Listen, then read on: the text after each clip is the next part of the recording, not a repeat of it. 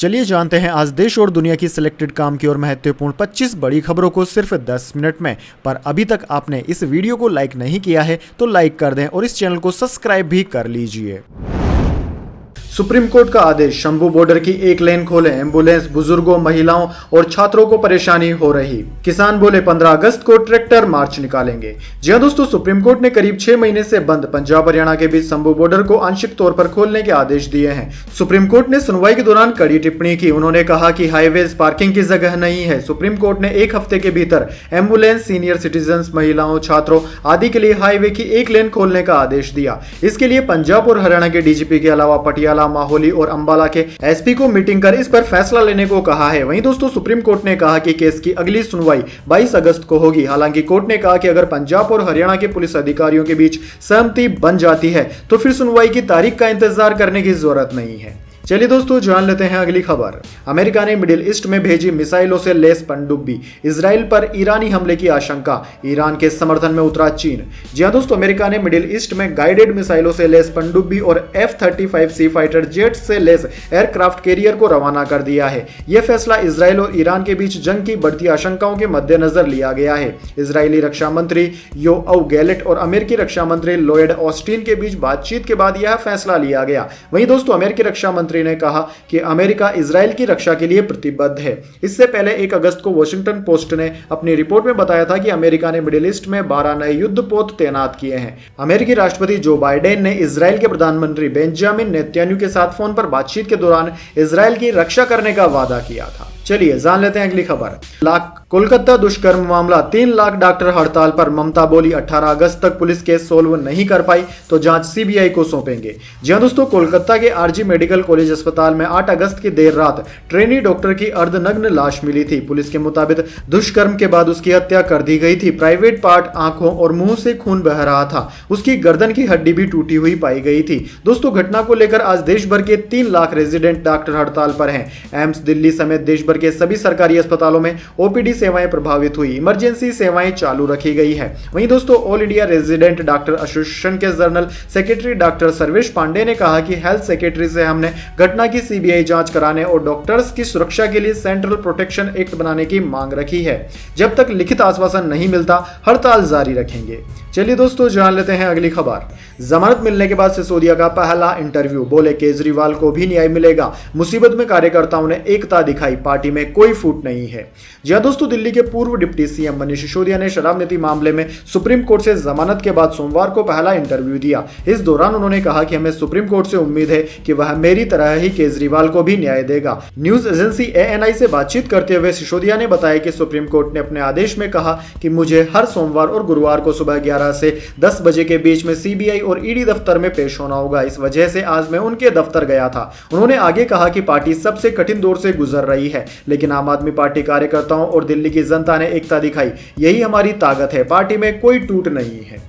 चलिए दोस्तों, जान लेते हैं अगली खबर। दिल्ली शराब नीति केस में भ्रष्टाचार का मामला, कोर्ट का सीबीआई को निर्देश, 27 अगस्त तक सभी अधिकारियों से जरूरी मंजूरी लें। जी हां दोस्तों, दिल्ली शराब नीति केस से जुड़ी भ्रष्टाचार के मामले में सीबीआई की जांच जारी है। सोमवार को राउज रेवेन्यू कोर्ट ने सीबीआई को अधिकारियों से जांच के लिए जरूरी मंजूरी लेने के लिए 15 दिन का और समय दिया है। एजेंसी ने कोर्ट में कहा कि जांच के लिए संबंधित अधिकारियों से अभी तक मंजूरी नहीं मिली है। इस पर स्पेशल जज कावेरी बावेजा ने एजेंसी को 27 अगस्त तक का समय दिया है। एजेंसी केजरीवाल और आम आदमी पार्टी विधायक दुर्गेश पाठक के खिलाफ जांच कर रही है। इससे पहले कोर्ट ने इसी मामले में केजरीवाल की जुडिशियल कस्टडी 20 अगस्त तक बढ़ाई थी।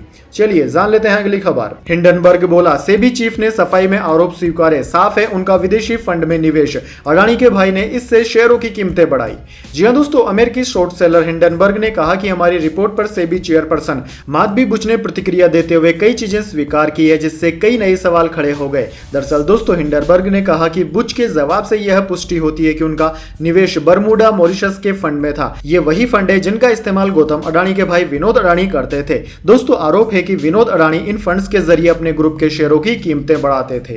चलिए दोस्तों, जान लेते हैं अगली खबर। यूपी उपचुनाव 2024 पर समाजवादी पार्टी का बड़ा फैसला, कांग्रेस को लगा झटका। जी हां दोस्तों, उत्तर प्रदेश में 10 सीटों पर होने वाले उपचुनाव से पहले समाजवादी पार्टी ने 6 विधानसभाओं के लिए प्रभारी नियुक्त कर दिए हैं। समाजवादी पार्टी की यूपी इकाई के अध्यक्ष श्यामलाल शिवपाल द्वारा जारी चिट्ठी में कहा गया है कि समाजवादी पार्टी के राष्ट्रीय अध्यक्ष अखिलेश यादव द्वारा संगठनात्मक ढांचे को मजबूती देने के लिए विधानसभा क्षेत्रों के उपचुनाव प्रभारी नियुक्त किए गए हैं। राष्ट्रीय महासचिव शिवपाल सिंह यादव को अंबेडकर नगर की कटहरी विधानसभा का प्रभारी बनाया गया है। चलिए दोस्तों जान लेते हैं अगली खबर। कंगना रनावत के राहुल गांधी पर विवादित बोल, कहा वे जहरीले विध्वंसक आदमी हैं, कलंक, जिंदगी भर विपक्ष में बैठने को तैयार रहना। जी हां दोस्तों, हिमाचल प्रदेश की मंडी सीट से सांसद कंगना रनावत ने नेता प्रतिपक्ष राहुल गांधी पर कड़ा हमला बोला है। कंगना ने एक्स पर पोस्ट कर लिखा कि राहुल गांधी सबसे खतरनाक आदमी है, वह कटु, जहरीले और विध्वंसक है।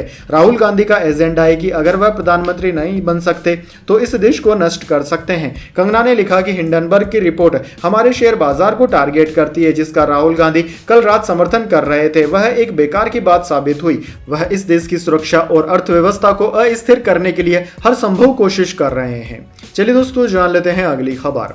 क्या चाइल्ड पोर्न देखना अपराध? सुप्रीम कोर्ट में फैसला सुरक्षित। केरल हाईकोर्ट बोला था अकेले देखना क्राइम नहीं। मद्रास हाईकोर्ट ने कहा फोन में रख सकते हैं। जी हां दोस्तों, सुप्रीम कोर्ट ने सोमवार यानी कि 12 अगस्त को चाइल्ड पोर्नोग्राफी से जुड़े एक मामले में सुनवाई की। लाइव लॉ के मुताबिक सुप्रीम कोर्ट में केरल हाईकोर्ट के उस फैसले को चुनौती दी गई थी जिसमें कहा गया था कि फोन में बच्चों से जुड़ी पोर्न वीडियो को डाउनलोड करना अपराध नहीं होगा। केरल हाईकोर्ट ने 13 दिसंबर 2023 को एक मामले की सुनवाई करते हुए कहा था कि अगर कोई व्यक्ति निजी तौर पर अश्लील फोटो या वीडियो देख रहा है तो यह अपराध नहीं है, लेकिन अगर दूसरे को दिखा रहा है तो यह गैर कानूनी होगा। दरअसल दोस्तों, पहले केरल हाईकोर्ट और फिर उसी के आधार पर मद्रास हाईकोर्ट में एक आरोपी के दोष मुक्त हो जाने पर एक एनजीओ ने सुप्रीम कोर्ट का रुख किया था। सुप्रीम कोर्ट ने फिलहाल इस पर फैसला सुरक्षित रख लिया है। वैसे दोस्तों कमेंट करके बताइए, क्या मोबाइल फोन में पोर्न रखना अपराध होना चाहिए या नहीं? कमेंट बॉक्स में अपनी राय जरूर दीजिएगा। चलिए जान लेते हैं अगली खबर। बीएसएनएल ने बढ़िया नेटवर्क के लिए लगा दिए 15,000 टावर, जल्द मिलेगा 4G और 8 महीने बाद 5G भी। जी हां दोस्तों, भारत संचार निगम लिमिटेड यानी कि बीएसएनएल की सर्विस इस्तेमाल करने वालों के दिन जल्द ही बदल सकते हैं। अभी तक नेटवर्क कमजोर होने की शिकायत झेल रही कंपनी ने इसका निदान करना शुरू कर दिया है। दरअसल दोस्तों, इसके लिए बीएसएनएल ने हिमाचल प्रदेश और उत्तर प्रदेश पश्चिमी सर्किलों में 15,000 नेटवर्क टावर स्थापित कर दिए हैं। आने वाले दिनों में 80,000 और टावर स्थापित किए जाएंगे। इसके अलावा कंपनी ने एक नया 4G और 5G ready over the air OTA और universal SIM USIM SIM platform launch किया है। इसका उद्देश्य सरकार की आत्मनिर्भर भारत पहल के तहत बीएसएनएल की सेवाओं की गुणवत्ता, कनेक्टिविटी को बेहतर बनाना है। इस प्लेटफॉर्म से यूजर्स को बिना किसी क्षेत्रीय बाधा के अपने सिम कार्ड बदलने की सुविधा मिलेगी। चलिए दोस्तों जान लेते हैं अगली खबर। भाजपा बोले हिंडनबर्ग रिपोर्ट से राहुल गांधी झूठ फैला रहे, ये बाजार खत्म करने की साजिश। कांग्रेस बोली थी इन्वेस्टर के पैसे डूबे तो जिम्मेदार कौन होगा?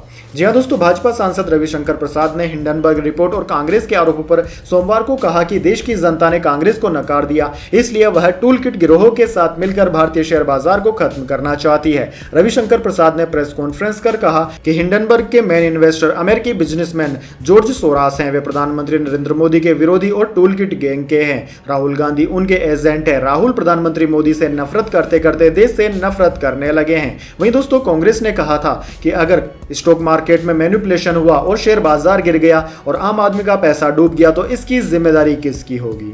चलिए दोस्तों जान लेते हैं अगली खबर। देश का मानसून ट्रेकर, राजस्थान में बांध टूटा, 7 जिलों में बाढ़, 24 घंटे में 20 मौतें। यूपी बिहार में गंगा उफान पर। जी हां दोस्तों, राजस्थान में 3 दिनों से लगातार बारिश हो रही है। जयपुर समेत 7 जिलों धौलपुर, करौली, भरतपुर, दौसा, टोंक, सवाई माधोपुर में बाढ़ जैसे हालात हैं। सवाई माधोपुर में बांध टूटने से कई इलाके डूब गए। राज्य में बारिश के चलते 24 घंटे में 20 लोगों की मौत की भी खबर है। वहीं दोस्तों, डूबने से 18 और मकान ढहने से 2 लोगों की मौत हुई। जयपुर समेत 5 जिलों में स्कूलों की छुट्टियां कर दी गई है। उधर दोस्तों, उत्तर प्रदेश और बिहार में गंगा नदी उफान पर है। यूपी में गंगा यमुना के किनारे बसे 15 जिलों में बाढ़ जैसी स्थिति है। बिहार में गंगा, गंडक समेत 4 बड़ी नदियां खतरे के निशान से ऊपर बह रही है। हिमाचल प्रदेश के ज्यादातर इलाकों में रविवार देर रात से बारिश जारी है। वहीं दोस्तों, बात करें अन्य राज्यों की तो दोस्तों, इंडियन मेट्रोलॉजी डिपार्टमेंट के अनुसार अगले 24 घंटे के दौरान हिमाचल प्रदेश, उत्तराखंड, राजस्थान, उत्तर प्रदेश, हरियाणा, चंडीगढ़, झारखंड, ओडिशा, नागालैंड, मणिपुर, मिजोरम, त्रिपुरा, कर्नाटक, केरल में भारी बारिश की संभावना जताई बताई गई है। चलिए दोस्तों जान लेते हैं अगली खबर। बांग्लादेशी हिंदुओं के खिलाफ हिंसा, कनाडा में विरोध प्रदर्शन, हजारों हिंदू सड़क पर उतरे, ईसाई यहूदी भी समर्थन में आए, अमेरिका और ब्रिटेन में भी हुआ प्रदर्शन। जी हां दोस्तों, बांग्लादेश में हिंसक प्रदर्शन के बीच हिंदुओं और दूसरे अल्पसंख्यकों के खिलाफ हिंसा जारी है। इस हिंसा के खिलाफ रविवार यानी कि 11 अगस्त को कनाडा में हजारों हिंदुओं ने सड़कों पर विरोध प्रदर्शन किया। इन विरोध प्रदर्शनों में हिंदुओं के अलावा ईसाई और यहूदी समुदाय के लोगों ने भी हिस्सा लिया। दोस्तों, कनाडाई शहर टोरंटो में हुए विरोध प्रदर्शन के दौरान लोगों ने कनाडा के प्रधानमंत्री जस्टिन ट्रूडो से बांग्लादेश की अंतरिम सरकार पर हिंदुओं की सुरक्षा के लिए दबाव बनाने की भी मांग की।